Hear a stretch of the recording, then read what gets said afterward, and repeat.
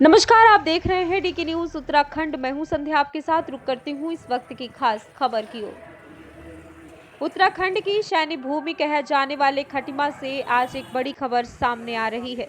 केंद्र सरकार की अग्निपथ योजना को लेकर कांग्रेस ने एक बार फिर मोर्चा खोल दिया है।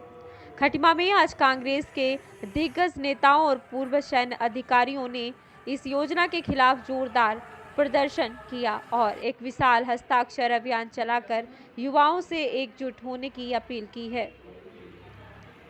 खटिमा के उधम सिंह नगर में आयोजित इस कार्यक्रम में प्रदेश उपाध्यक्ष गोपाल सिंह गाड़िया और बलबीर पंवार समेत कई बड़े नेता मौजूद रहे, लेकिन इस विरोध प्रदर्शन का मुख्य केंद्र रहे कर्नल नेगी, जिन्होंने प्रेस वार्ता के दौरान केंद्र सरकार पर तीखे प्रहार किए।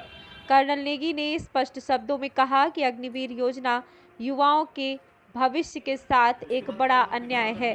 उनका कहना है कि मात्र 4 साल की सेवा के बाद युवाओं का भविष्य अंधकार में चला जाएगा, जिससे न केवल सेना की गरिमा प्रभावित होगी, बल्कि उत्तराखंड जैसे राज्य जहां सेना में जाना एक परंपरा और सम्मान की बात है, वहां के युवाओं का मनोबल भी टूटेगा। आइए सुनते हैं कर्नल नेगी ने इस योजना और युवाओं के भविष्य को लेकर क्या कुछ कहा। नेगी हूँ, पूर्व सैनिक विभाग का प्रदेश अध्यक्ष उत्तराखंड कांग्रेस से हूँ। साथियों, आज हम अपने आंदोलन को रथ को लेकर के खटीमा में पहुँचे हैं। इसका मुहिम है अग्निपथ योजना के तहत जो अग्निवीर की भर्ती हो रही है उसके खिलाफ एक हस्ताक्षर अभियान करना।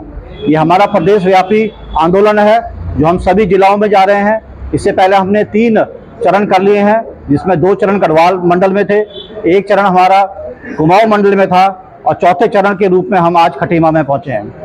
साथियों, अग्निपथ योजना के तहत जो भर्ती हो रही है ये सिर्फ एक भर्ती योजना ही नहीं है, ये हमारे देश के जो सैनिक के ऊपर एक बहुत बड़ा आघात है। क्योंकि साथियों, जैसा कि आपको मालूम है कि युवाओं की रोजगार के ऊपर आघात पहुंचा है, जो रोजगार की संख्या को कम कर दिया गया है और जो रोजगार इनको मिलेगा भी वो सिर्फ 4 साल के लिए मिलेगा। उसके बाद उनका भविष्य फिर वही रह जाएगा, वो बेरोजगार हो जाएंगे। इसे हमारे युवाओं के रोजगार को कम कर दिया गया है और उनके साथ खिलवाड़ किया गया है। इसी प्रकार से जो सैन्य की परंपराएं होती हैं वो सालों साल, कई यूनिट्स तो 100-200 साल पुरानी होती हैं। इतने पुराने यूनिट्स की जो हिस्ट्री बनती है उन सैनिकों से बनती है, सैनिकों के परमानेंट होने से बनती है। किंतु जब सिर्फ एक 4 साल का अग्निवीर जब भर्ती होएगा यूनिट में, तो यूनिट की परंपराओं को इससे बहुत बड़ा ठेस पहुंचेगा और वो अपने को इस काबिल नहीं समझ पाएगा, क्योंकि उसकी ट्रेनिंग उस प्रकार से नहीं हो पाती है। ये अग्निवीर की ट्रेनिंग सिर्फ 6 महीने की होगी, जबकि जो रेगुलर फौजी की ट्रेनिंग कम से 1.5-2 साल की होती है और उसके बाद उसको निरंतर ट्रेनिंग दिया जाता है। इस प्रकार सेना की परंपराओं को बहुत बड़ा इसका आघात पहुंचेगा। और सबसे बड़ी बात है साथियों कि जब एक कॉन्ट्रैक्ट में दिया गया सैनिक जो अस्थायी रूप से रहेगा अपने देश की सुरक्षा के लिए, मैं नहीं समझता कि वो कामयाब हो पाएगा, क्योंकि उसका हमेशा भविष्य अंधकार में है। उसको पता है कि मेरा इसके बाद मुझे कोई पूर्व सैनिक का सम्मान नहीं मिलेगा, मुझे पूर्व सैनिक का कोई अधिकार नहीं मिलेगा, शहीद हो जाने में को शहीद का अधिकार नहीं मिलेगा, शहीद का मुझे दर्जा तक नहीं मिल पाएगा। इस हालात में वो अपने को सक्षम नहीं मानेगा कि देश की सुरक्षा करने के लिए।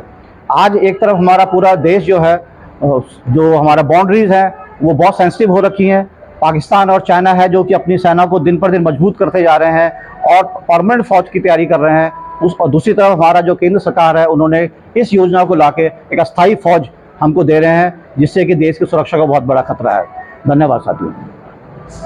कर्नल नेगी के साथ साथ विचार मंच बुद्धिजीवी प्रकोष्ठ के आरपी ध्यानी और अन्य नेताओं ने भी साफ कर दिया है कि कांग्रेस का यह हस्ताक्षर अभियान अब तक थमेगा नहीं, जब तक सरकार युवाओं की आवाज नहीं सुनती।